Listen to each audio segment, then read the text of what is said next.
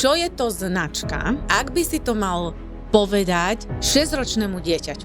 Strategie, značka, lidi vůbec neví vlastně, co si pod tím představit, ani vlastně neví doteď, co mají dostávat od těch firm. Pořád je to pro ně jenom něco, co jde vidět. To je nějaké logo, nápis, webovka, barva. Vôbec neodporúčam strategov 20-ročných, pretože nemajú skúsenosti, to sa nedá, to nenaleješ do hlavy. Nemůžeš dělat komunikaci bez nastaveného brandu. Nemôžeš.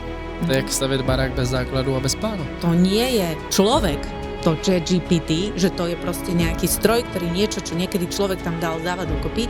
Toto je ten mindset, ktorý potrebujeme mať. My to nemôžeme zamieňať, lebo dojde k takým chybám, ktoré už budú nezvratiteľné.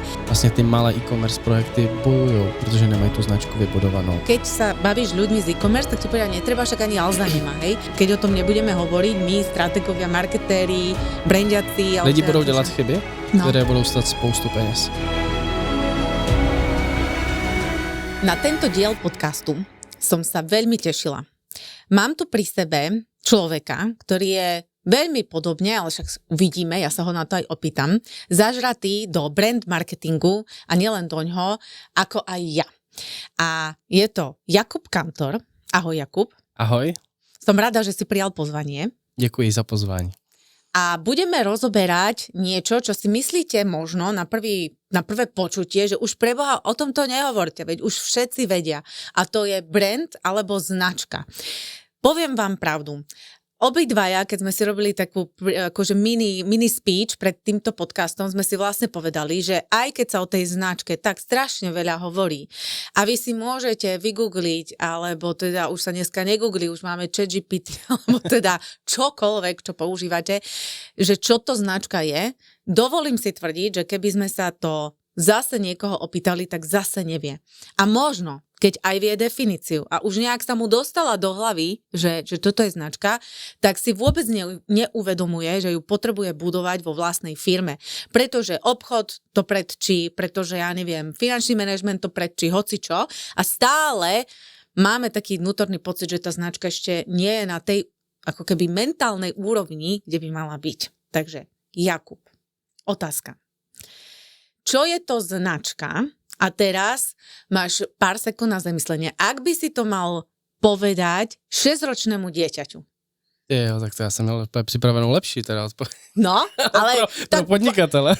Pre podnikateľov dáme, áno, keď si to už mal pripravené, ale že keby, že 6-ročnému dieťaťu, hej, že ja si nad tým lámem hlavu. Ja ti poviem, prečo sa na to pýtam, lebo... Já mám doma takové dítě. OK. A ono úplně geniálně reaguje na ty značky. No. A hlavní bod, který spojuje cokoliv, je emoce. Výborně, ano. Moje dcera Sofinka, ano, tak když vidí, plácnu, McDonald, Porsche, Hello Kitty, jakékoliv její oblíbené značky, tak první, co se s tím spojí, tak je emoce. Perfektné. Vieš čo, ja som nad tým veľa rozmýšľala tiež, že keby mi dal túto otázku niekto, presne k tomu som došla, že je to teda tá emócia.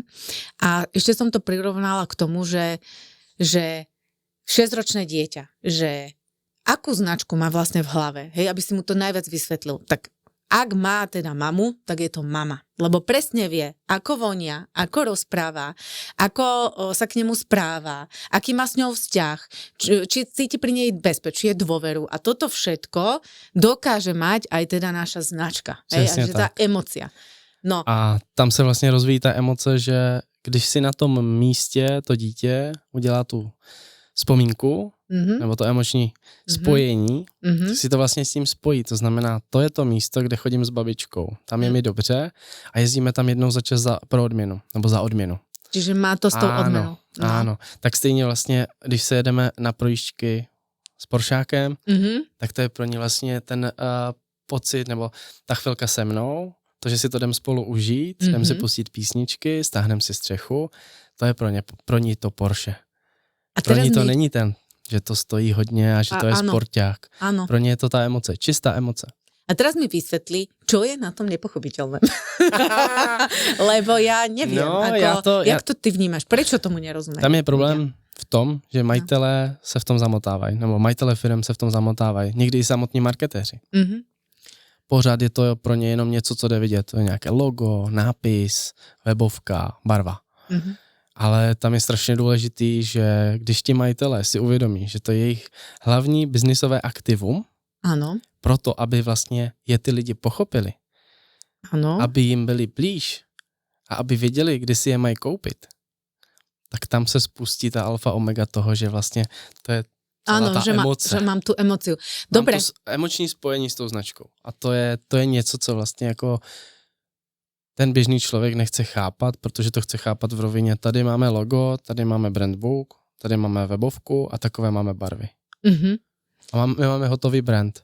A z tvojej skúsenosti, čo si musel urobiť preto, ak si bol teda motivovaný, aby si sa preklopil z toho, že ten klient to vníma ako logo, barva a tak ďalej, aby to začal vnímať ako tento vzťah, emócia, tak čo ti zafungovalo, hej? Že kedy povedal si, ja neviem, ja napríklad hovorím, vaša firma bude mať možno dvojnásobnú hodnotu, hej? Finančnú.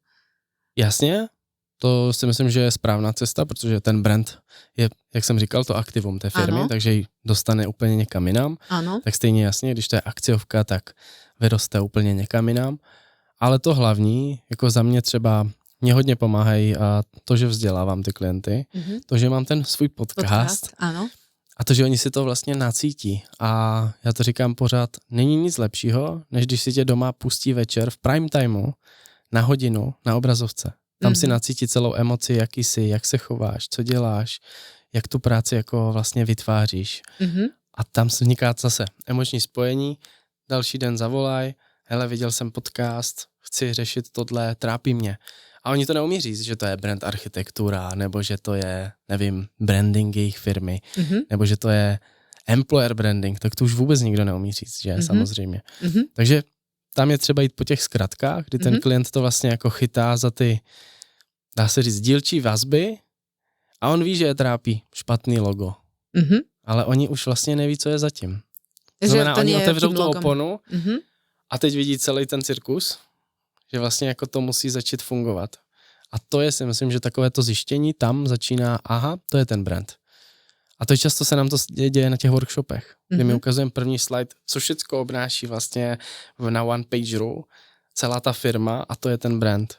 A teď tam vidí těch x políček a říkají si, a my řešíme jenom marketing. Áno, vytrhnuté z kontextu, presne. Ja som nespomenula, Jakub, že v podstate ty máš, svoj podcast, vlastne Brand Talk by Jakub Kantor a máš ešte aj svoju spoločnosť, Kantor One, áno, kde vlastne robíš okrem toho, že osvetu tomu brand marketingu, tak aj teda vykonávaš tam činnosť, vieš tie služby teda aj poskytnúť.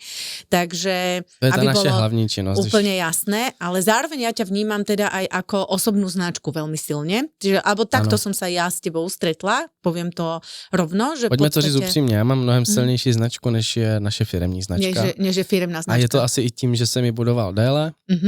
A taky tím, že jsem to v Americe pochopil strašně brzo, už v roce 2013, že pokud nebudu budovat osobní brand, protože tam už to všichni dělali, jenom se to tak nemenovalo, tak v podstatě ti podnikatelé měli strašně navrch v rámci vyjednávání, získávání zakázek a všeho možného, takže to byl i pro mě jako ten game changer toho, že já jsem začal budovat svoji osobní značku, takže i proto je silnější než třeba značka našeho studia.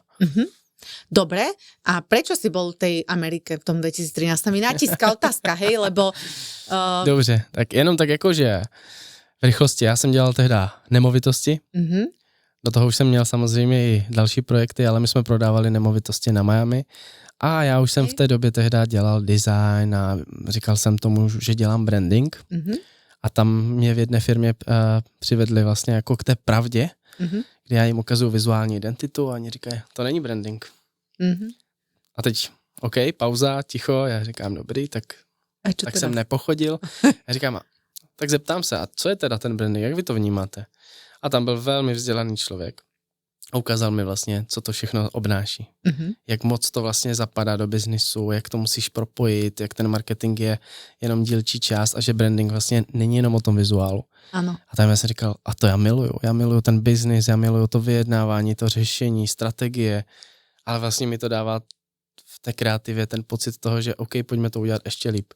Rozumím. No a od té doby to vzniklo. Celá vášeň pro branding, zamiloval jsem se do Martyho Numajera a začal jsem studovat všecko okolo a tak to takhle, ano. Preto Tam vznikla rozumiem. ta strategická část, že jsem se rozhodl, že vlastně chci být víc než designer. A chceš to robiť poriadne Áno, teda že chci od být, spodu. že chci být brand strateg. To jsem tehdy ještě nevěděl, že to je brand strateg, ale tam to celé začalo. Chcete, aby si vašu značku ľudia zapamätali? Zrak je náš najsilnejší zmysel a prvý dojem vzniká skôr, než padne jediné slovo. Vizuálna komunikácia rozhoduje o emócii, emócia rozhoduje o voľbe. Správny branding hovorí za vás, buduje dôveru, predáva. V Levosfére vieme ako na to. Tvoríme vizuálne silné identity značiek, ktoré fungujú. Levosfér, váš strategický partner. Nestretávaš sa s tým, že takto, aby som vysvetlila, prečo sa pýtam tú otázku. Nejakých 10 rokov dozadu, keď som sa aj ja rozhodovala, že teda čo so životom, pretože ja som marketér v podstate od 12, kedy ma úplne fascinovalo Holandsko, v ktorom vyrastala moja sestra. To bola taká náhoda, že sme si sestry, ale jedna vyrastala na pravo od Berlínskeho múru a druhá na ľavo od Berlínskeho múru. Vlastne videli sme sa, až keď ja som mala 10 rokov, ona 17, ale vedeli sme o sebe. No a potom som začala veľmi často chodiť do Holandska, mala som 12 a teda mňa tam fascinovalo, jak tam vedia obslúžiť spotrebiteľa, ako vedia naplniť potrebu a to už nechápem, jak v tej 12-ročnej hlave vzniklo, to sa ma nepýtaj, ale možno je to tou mojou inakosťou, že ma to fascinovalo a tak som išla aj študovať marketing, aj robila som marketingu a Coca-Cola a tak ďalej, že stále proste v značkách, biznis modelu a tak ďalej muselo to dávať zmysel. No a v jeden moment som sa rozhodla, že teda to idem poskytnúť bežným ľuďom, podnikateľom, malým, stredným na Slovensku. A i som si povedala, že idem im vysvetliť, čo to je stratégia. Lebo dovtedy naozaj nikto nikdy, nikde nejak slovo stratégia nepoužíval. Potom časom sa popridávali teda ľudia, už vznikla osveta okolo toho a tak ďalej.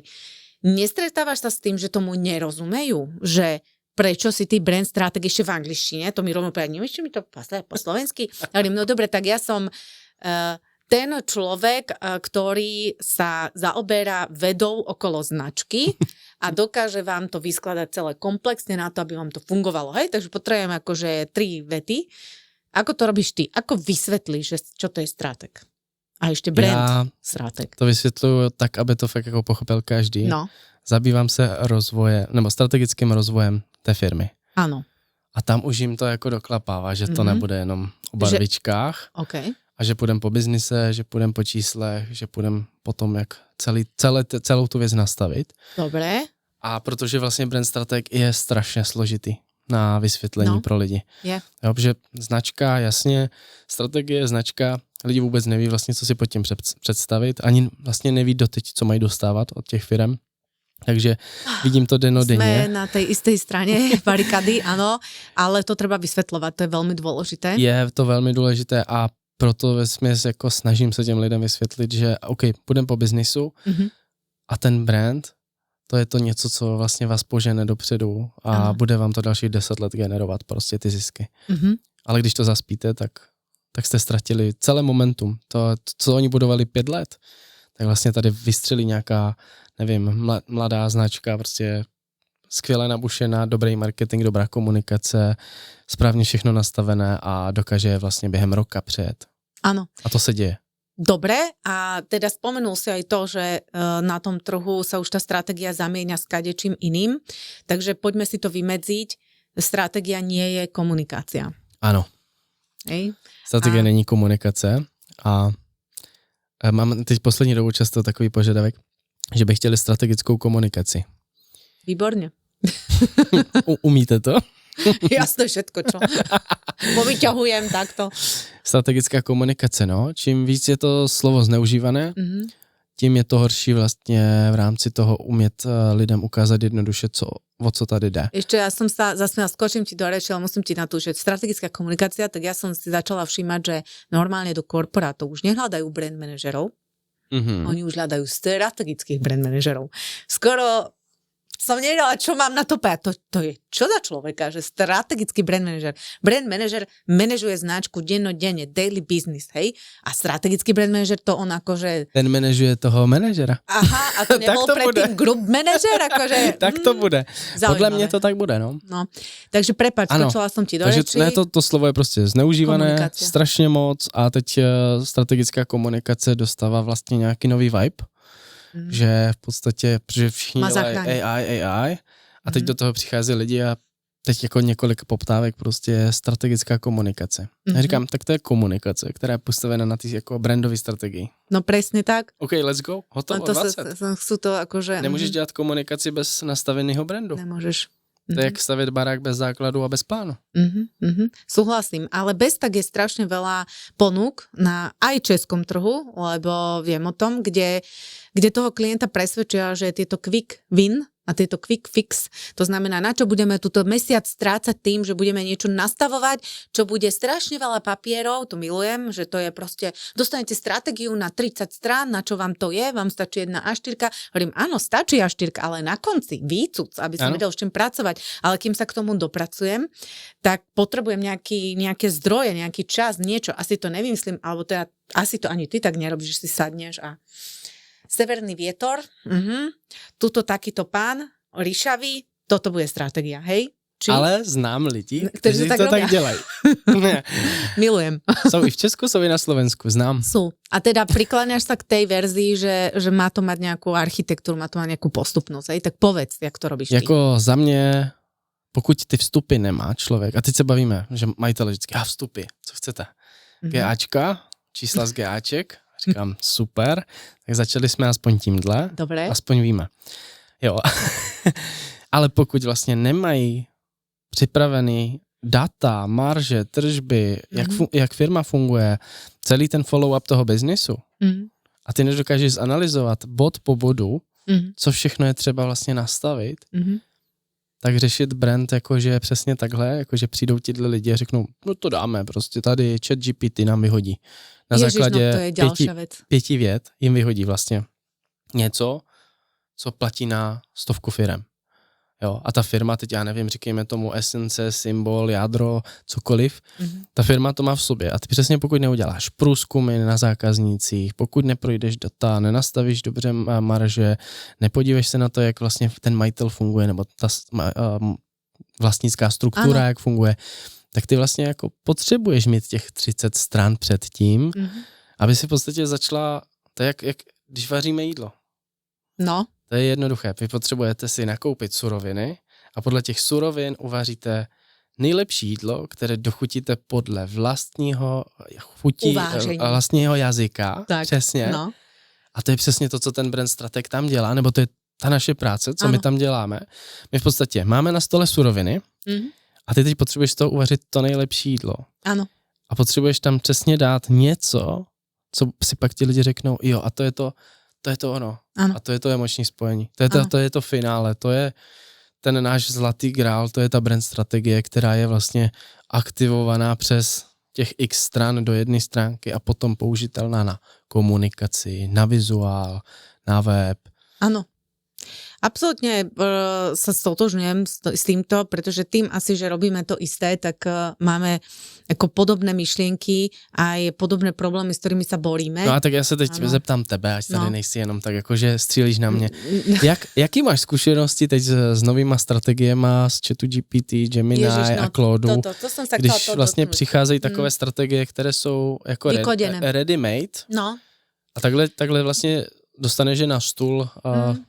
Vieš čo, no konkrétne príklad spred 2 týždňov. Mám na stole taký mentoring, ktorý už mám dlhodobo, to je proste výnimočne, lebo mentoringy sú pre mňa strašne náročné, pretože ja stále hovorím, že stratégom sa nenarodíš, stratégom sa potrebuješ vyvzdelať a mať skúsenosti.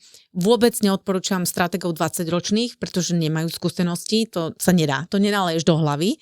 Takže nerada robím tento mentoring, lebo vlastne tým pádom tú stratégiu robí niekto iný a ja ju mentorujem. Hej, lebo mentoring je o tomto. No a prišiel mladý muž, ktorý ešte celkom dobre urobil tú stratégiu, lebo na začiatku som mu nadiktovala, akým spôsobom, ešte AI nebol také rozvinuté, to bolo 2 roky dozadu, akým spôsobom urobiť prieskumy, čo zistiť a tak ďalej, tak ďalej. No a teraz už prišiel ako keby posledný krát a už to mal celé vyskladané a mal normálne nakodený v AI celé to zadanie a tam mi ukazoval, že takto by ste to mali robiť. Tu nás si dáš, toto si dáš a tak. A ja hovorím, Peter, lebo sa volá Peter, ty vieš, ako funguje všetky tieto, jak sa volajú tie moduly ChatGPT, to sú v podstate slovné, či ako nejak sa volajú. No, ale. Že oni vlastne nič nové nevykreujú, že oni pracujú s tým, čo doteraz bolo do toho internetu, keď to hovoríme jednoducho, dané a že oni to len vyskladajú na nejakú tvoj prompt, hej, aby som bola presná, ale stále len z toho istého a zároveň to nie je človek, ktorý má skúsenosť, to je stroj, ktorý čerpá zo skúseností niečoho, čo bolo vzniklo predtým a nejakým za iných okolností. Takže áno, môže tam byť nejaká zaujímavá inšpirácia, myšlienka, niečo, čo ťa pohne nejakým smerom, nejaký brainstorming, alebo ja to takto využívam, alebo vyskladávanie štilisticky, alebo trošku inak ma odhodiť niekde, že mňa skôr ten ChatGPT, nie že challengeuje, ale že ja sa s ním akože vychallengeujem do nejakých lepších výsledkov. Rozvíš. Ale som to ja, Áno. kto povie áno, nie, kto to skontroluje a tak ďalej, a nie niekto, kto tomu nerozumie. Takže tak je môj vzťah k tomu, že ja si myslím, že bude vzácne, alebo čo ja odporúčam ľuďom, je dôležité, aby si uvedomili v hlavách, že tá vedomosť, že to nie je človek, to ChatGPT, že to je proste nejaký stroj, ktorý niečo, čo niekedy človek tam dal, dáva dokopy, toto je ten mindset, ktorý potrebujeme mať. My to nemôžeme zamieňať, lebo dojde k takým chybám, ktoré už budú nezvratiteľné. A hlavně ještě chci doplnit tu tvoji myšlenku, ten ChatGPT nebo prostě jedno Gemini, Claude, cokoliv, tak v podstatě nechápe kontext té dané země, těch daných lidí, to chování, takže tam je strašně důležitý jako umět číst mezi řádky. No. A to je to něco, co vlastně ti dá ten zkušený strateg, no to je jedno, prostě zkušený člověk se zkušenostma ti dokáže vlastně dát tu oponenturu a uvést to jako v ten trh. Ano. Jo. A za mě ano, lidi chodí a teď v podstatě nedávný případ, i vlastně si promptujou, jak bychom to měli dělat. Aha. Volal mi klient a říká, no, ta kalkulace, ten proces, ten máte fakt dobrý, já jsem si to ověřil a chat mu vlastně jako řekl, že ano, takhle by měla postupovat prvotřídní prostě agentura, která dělá s brandem. Jo, no takže ale s týmto ako budeme musieť niečo robiť, áno, počúvaj, lebo toto nám tu vykvitne, lebo doteraz som sa stretávala len s tým, že chodili ako keby naše stratégie alebo veci, ktoré sme riešili na kontrolu nejakým akože guru, ktorí teda schválili dobre, zlé, bez kontextu, bez všetkého, čo neuznávam, ale dobre, nejak som sa vedela zmeriť, ale s tým, že je to No. človek, aspoň, hej. Ale teraz už ani nie guru, už teraz proste ChatGPT alebo teda Gemini alebo niečo, že tuto normálne, že výzva od stola, že s tým niečo budeme musieť robiť, lebo keď o tom nebudeme hovoriť, my, strategovia, marketéri, brandiaci... Lidi budou dělat chyby, které budou stát spoustu peněz. Presne tak. A bohužel lidi budou dělat fakt jako základní chyby, které by třeba člověk fakt neudělal, protože začínají víc a víc věřit tomu LLM-ku. Oni si myslel, že to je člověk. Ano, protože tam mu sdělujou emoce, ano. Teď si představ vlastně, my máme NDAčka, všechno, když se tvoří jména, když se to prezentuje, jsou to díla, ale ten člověk reálně přijde a to je to, co jsi řekla ty, oni jsou schopni tam nasypat dokumenty z firmy, s firemníma věcma, údajema, strategiema, a vlastne začít tam řešiť název produktu. No, tak to robia pre niekoho iného, pretože to schrústa a vyhodí to na druhej strane v Číne typkovi, čo zaklada firmu. Jo. A samozřejmě my teď jako společně nebojujeme proti tomu, že bychom byli mentálně, že proti AI, ale spíš je to o tom, pojďme si ty věci ověřovat, dávat jim kontext a začít jim vlastně jako dávat tu hodnotu, ano, dobře, ten expert nám radí tohle na základě nějakých zkušeností, ne na základě toho, že to promptnul 5 minút před schůzkou. Vieš, ale doteraz som stále používala, keď som mala podcast alebo niečo, stále také prirovnanie, že bože, že prečo sa toľky ľudia vyjadrujú k marketingu, že proste lekári to majú lepšie, právnici to majú lepšie, ale už s týmto ani oni. Počúvaj, zmizelo? normálne lekári mi hovoria, že prídu, tak jak predtým len s nejakými diagnózami z Google a z modrého koníka na Slovensku, to je taká... Áno, v Česku taky funguje. Hej? Áno. A tak teraz chodia normálne s celou diagnózou a ja hovorím, ako môžete dôverovať proste stroju, hej? Je to tak? No dobre, perfektne. Tak máme tému, to si ešte zavoláme, že čo budeme robiť ako v tomto tú osvetu, lebo toto je vážna vec. A teraz poďme preklopiť list. Ty máš skúsenosti nie len z trhu českého, ale teda sám si pôsobil aj v tej Amerike, to sme sa dozvedeli, zároveň ja viem a som sa dočítala, že to máš aj že máš svoje projekty aj v rámci Európy. Áno, Blízky východ, teda teď už ne, dokonca, teď máme pauzu. Aha, takže Blízky východ má pauzu, ale inak aj Blízky východ. Otázka, máš pocit, ale taký, že cez jenom upřesním Blízký východ, myslel jsem tím Dubaj. Dubaj, a niekto nepochopil? Ne, Rusko, Dubaj, ano. jasné. Dubaj je, bol teda tou príležitosťou, ale tak ja stále máme verím, jenom že aj pauzu, bude. máme jenom pauzu. Dobre, čiže máš pocit, ktorý je ale podkutý nejakými konkrétnymi skúsenosťami, že je to niekde inde inak, že sú krajiny, kde tú značku jej rozumejú lepšie. Dobre, spomenul si Ameriku, to nám Já jasné. to říkám všude a pořád. V té Americe je to trošičku lepší. Áno. Nebo ne, že trošičku, dobře, o 60% lepší. Si taký optimista, že nemáš kockatú hlavu. Vieš, my máme taký vtip na Slovensku, že mamička svojho syna, nie, Janko, nemáš kockatú hlavu. Takže ano, takhle, Amerika, ano. Oni to do nich tloukají od malička. Marketing, kdybych měl poslední $1, dám to do marketingu, jo, Henry Ford. Oni se to učí na školách, jak s tím pracovat, proč je to důležité, proč ten brand vlastně, to, ať se podíváš na, nevím, Kim Kardashian a jejich celou rodinku, oni staví brandy na tom, že primárně jdou postavit tu myšlenku toho brandu, tu strategickou část, pak to vizuálně nabombí, mají perfektní komunikaci a přes influencing vlastně dokážou tu značku dostat do nesmyslu. Ano. Skvělý, v tomhle Amerika žije, roste každý den. Evropa, střih Evropa, my jsme na tom jinak. My jsme v tomhle nevyrostli, pro nás jsou marketing vlastně vyhozené peníze, je to reklama. A to je ten problém. Pro nich je marketing vlastně jako komplexní věc, kterou děláme proto, aby jsme tu firmu někam dostali. To znamená, obhospodařujeme celý marketingový mix a firmu, tak, aby jsme to tlačili nahoru. U nás je to problém v tom, že OK, marketing občas rovná se reklama, občas rovná se komunikace, brand rovná se logo. Jo? A tohle je vlastně jako celoevropské. Jo? Není to rozdíl Česko-Slovensko, je to strašně moc o těch jedincích. Okay. To znamená, je nejdůležitější na tom ten majitel nebo ten člověk, který vlastně to vede, ten brand. On je to zlato v tom celém projektu, protože jestli on bude chtít a ví, jak jako s tím pracovat, tak on je ten, který to potáhne dál. Chápem. Jo, takže je to fakt o těch jedincích. Ať je to Polsko, Německo, Velká Británie. Vždycky jsme se narazili na jedno a jediné a to je, že ten člověk chápe aspoň ten význam toho brandu a toho, jak důležité je vlastně komplexně to pojmout a nenechávat to jenom na komunikaci.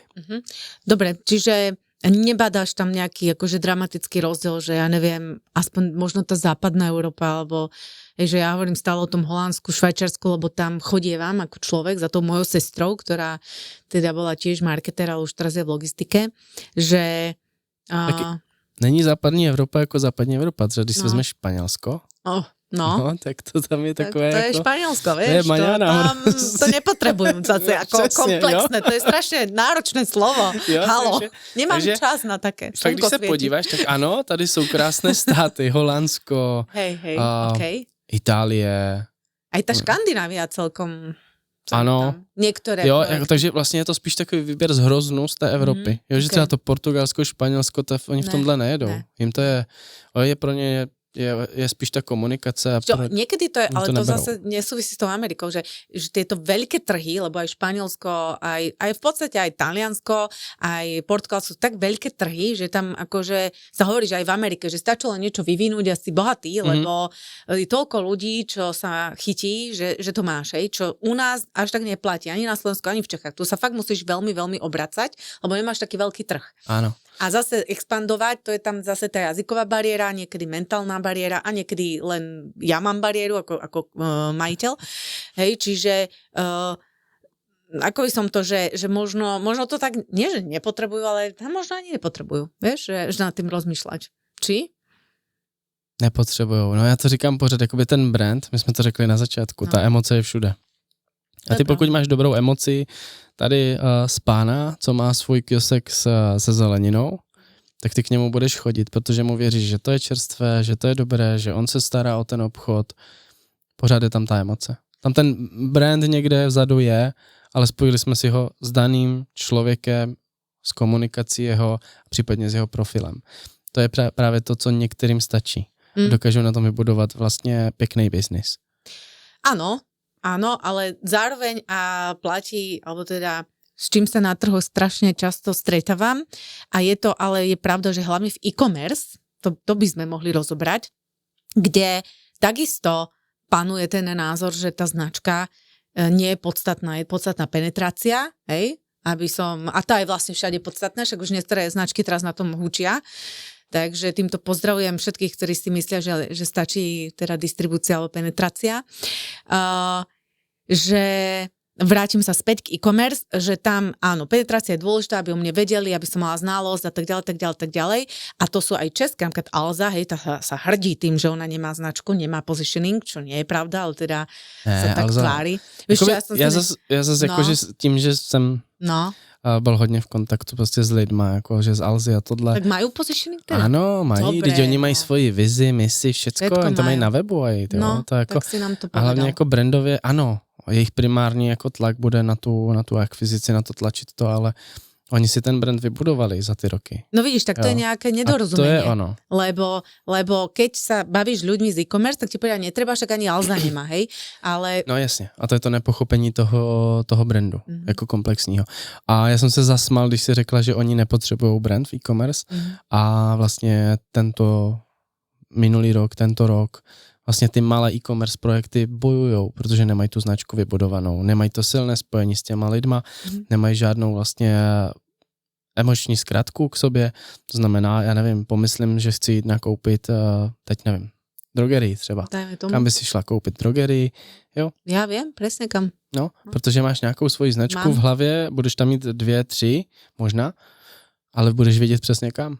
Jenomže když ten malý e-shop v vozovkách tohle nemá tu zapamatovatelnost, nemá dobře nastavenou značku, protože... Takže oni nemůžu. No. Ano, a tam je potom ten problém v namingu, dalších věcech, jo, když se jmenujou Uberušky a nejsem specifický svou komunikací a vlastně mám na e-shopu 1000 produktů z každé z něčeho jiného. Radar prieskum 2026 je tu. Prevádzkujete e-shop a robíte rozhodnutia na základe dát? Výborne.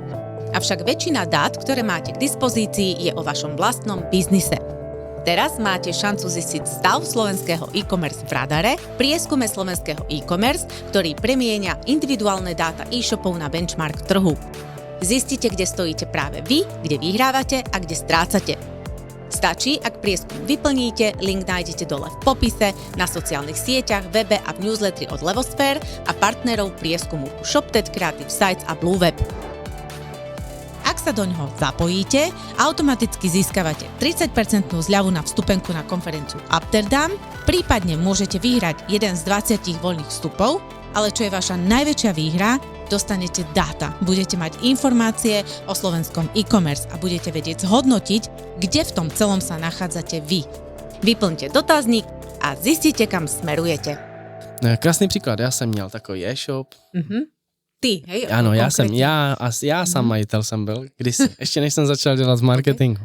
Ano. Tak jsme měl jsem e-shop, kolega mi pomáhal a my jsme jeli přesně tady tuhle strategii, většina lidí to takhle donedávna dělala v e-commerce a my jsme začínali na kartách Magic the Gathering, Minecraft, ty jsme byli taková speciálka. No a pak přišel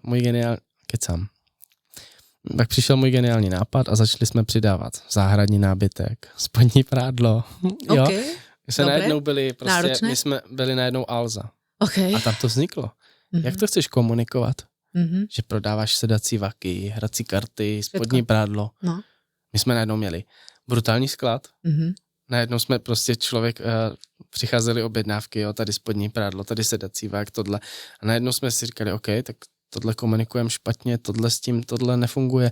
Jo, a najednou začneš sama sobě chápat, že aha, tak SEO nám moc dobře nefunguje, tamto nefunguje, že vlastně lidi chodili pro jedno konkrétní zboží, nebo pro to, na co jsme byli specializovaní, a jednou oni nevěděli, pro co mají přijít. Jo. Takže ty jsi mal vlastnú skúsenosť, ktorá tě Jasně, já jsem proto já jsem říkám, jakoby než jsem do tady tohohle šel a i mezi tím, tak jsem si to vyzkoušel na dalších x projektech.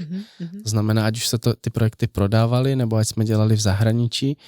V podstatě já jsem chtěl si to vyzkoušet na vlastní kůži, jo, že ano, já vím a můžu spolehlivě říct, jak funguje e-shop, protože my jsme to dělali jsme to několik let, takže my jsme měli svoje vlastní auta, rozvoz zboží, jo, to je sklady, všechno. Nezaplatené. Přesně tak, jo, a ano, ten trh se hýbe, ale základní bod, všichni nás znali podle názvu a podle značky. My kdybychom to tehda neměli, a já jsem to díky bohu měl od mamky, protože ta byla taková u nás, přišla, udělala jméno, udělala prostě for your reality, bude to rodinná firma, takhle to napozicionovala. Řekla si, hele, potřebujeme, všichni měli červený a modrý. A ona říká, a červený a modrý byla trh realitních kanceláří. Ona přišla a říká, budeme oranžový. Ta barva je sympatická, tohle, tamto, toto, a hlavně nikdo ji nemá. Rozumím. A to bylo to myšlení, to je to myšlení vlastně toho majitele. To ty tam potřebuješ dostat, aby to nikdo neměl. Ne, že přijdou a prostě chtějí, hele, tak děláme finanční poradenství, tak budeme modří, jak všichni, aby nás zapomněli všichni. Jo, to je špatný mindset. Ano. Tam potřebuješ prostě dostat nějakou difference, nějakou odlišnost. A pořád se budeme prostě bavit o tom, pokud tam to odlišení není, tak ty lidi na vás zapomenou. A ty jsi to krásně na začátku řekla, ty mě znáš díky mojí osobní značky, ano. Protože jsem se odlišil od těch ostatních. Áno, presne tak.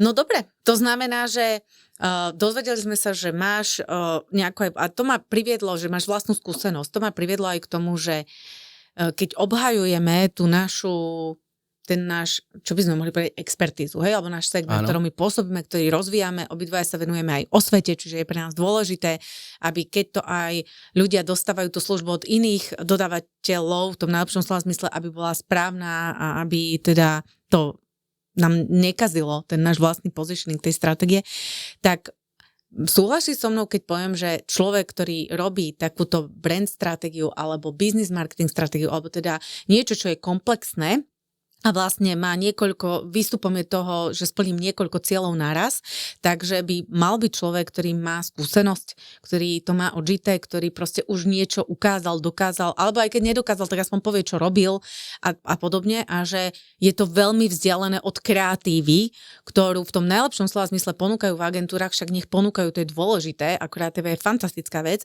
ale je to na míľu vzdialené, hej, že je to proste iný typ myslenia, ktorý nejakú časť kreatívy vyžaduje, ale skôr takú ako strategickú, hej? Čiže môžeme sa na tom zhodnúť, alebo máš iný názor na toto?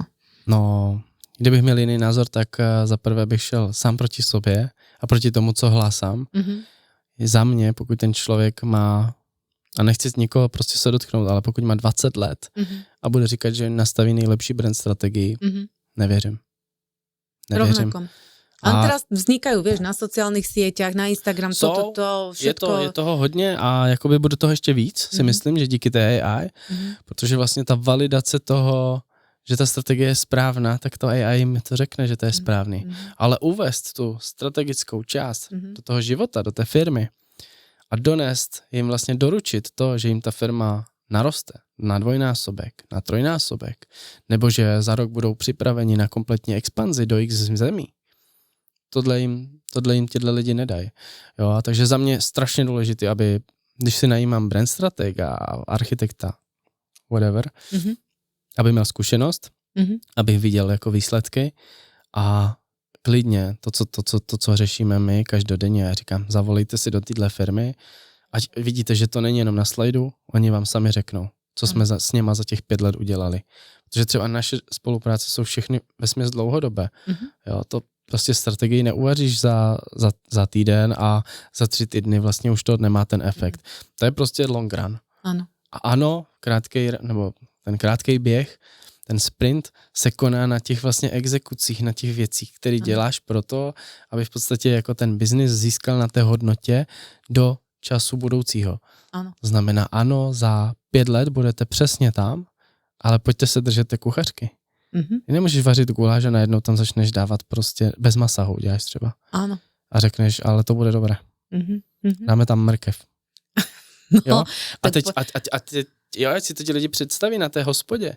Představte si, že jste přišli, já nevím, u nás je Jan Punčochář nebo Radek Kašpárek, jo, jakože takový specialisti, speciální kuchaři, zaměřují se třeba na maso, jo, a tak je asi jasný, že nebudou otvírat čistě vegetariánskou restauraci a že tam nepřijdeš, že si přijdeš dát řízek s bramborem a že ten řízek nebude z květáku třeba. Jo.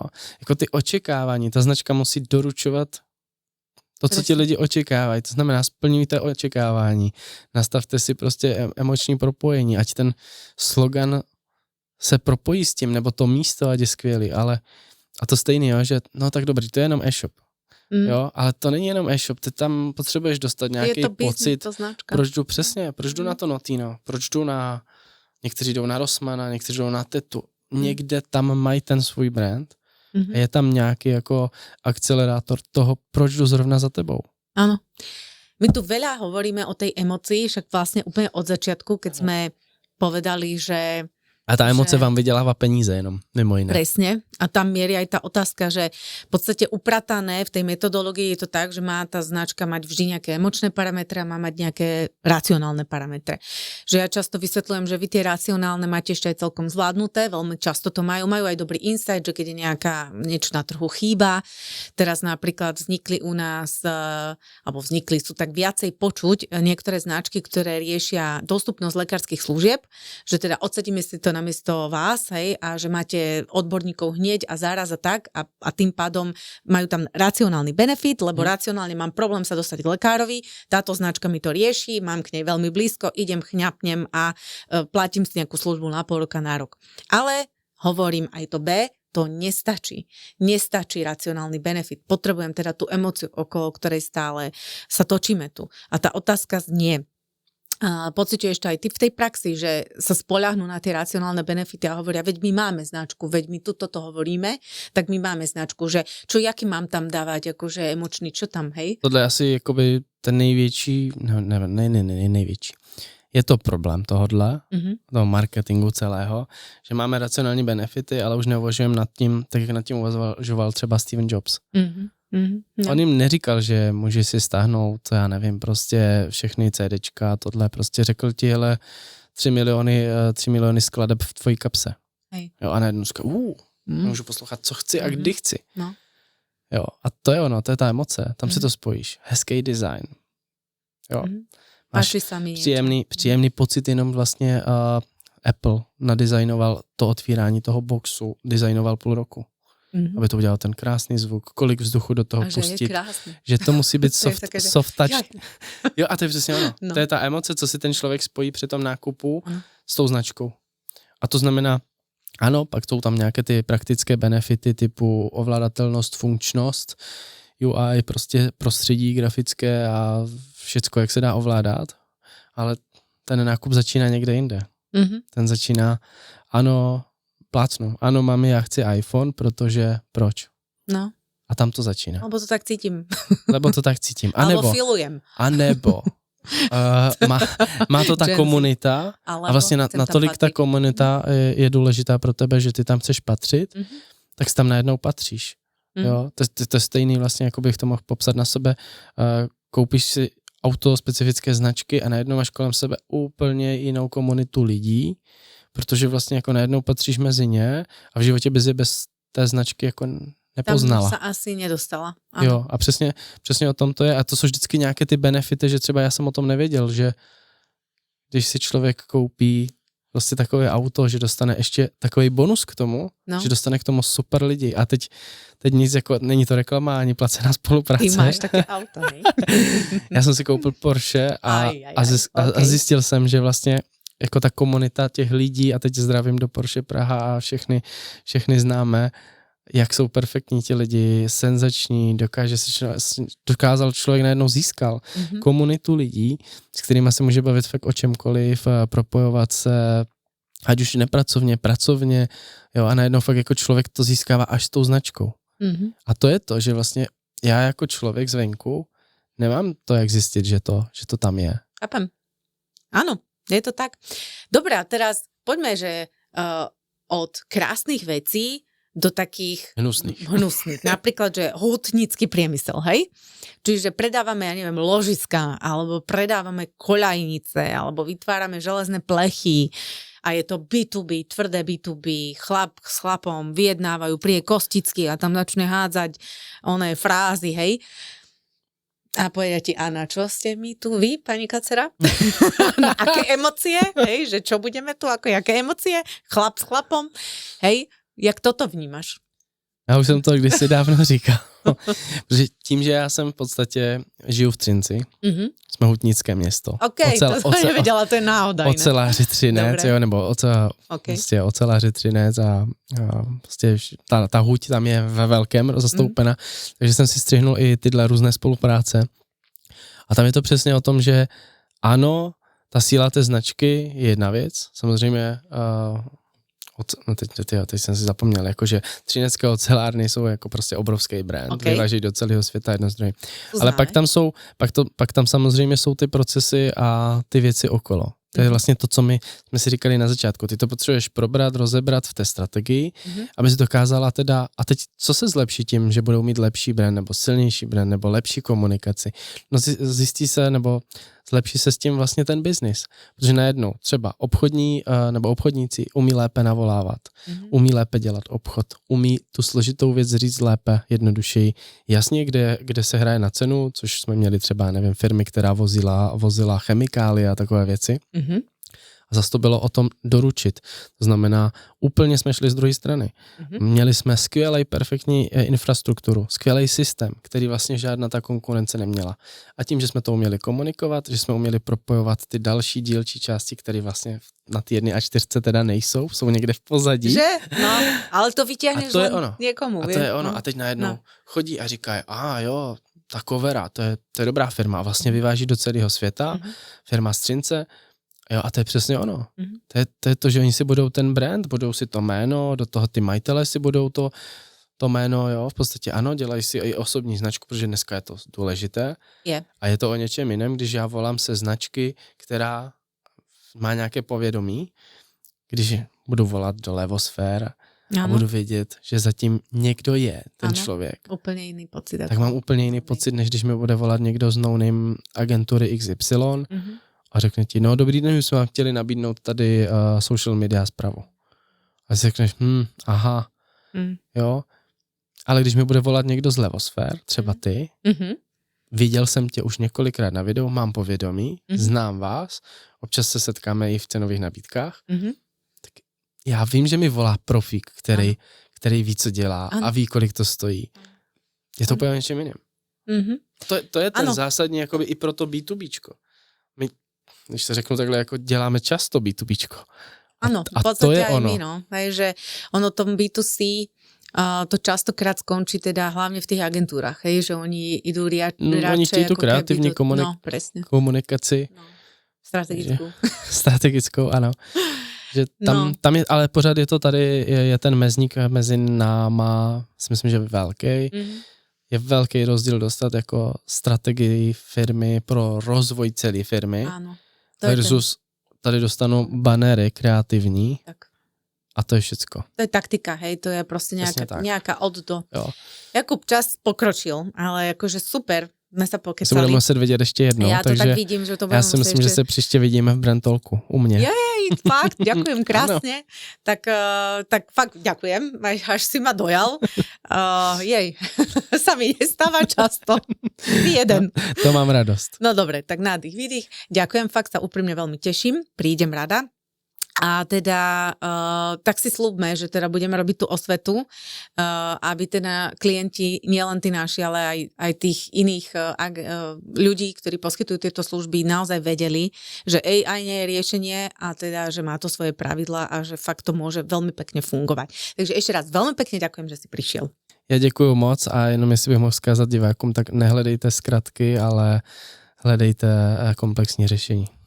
Tak, a ja sa s vami lúčim, milí poslucháči, ako vždy, píšte nám spätné väzby, budeme veľmi radi, čo sa vám páčilo, čo sa vám nepáčilo a ak je všetko super, tak nech máte taký istý super tento deň a nech máte nejak takú víťazný mindset, lebo je to všetko o dobrom výbere a možno kúsok o šťastí, tak vidíme sa.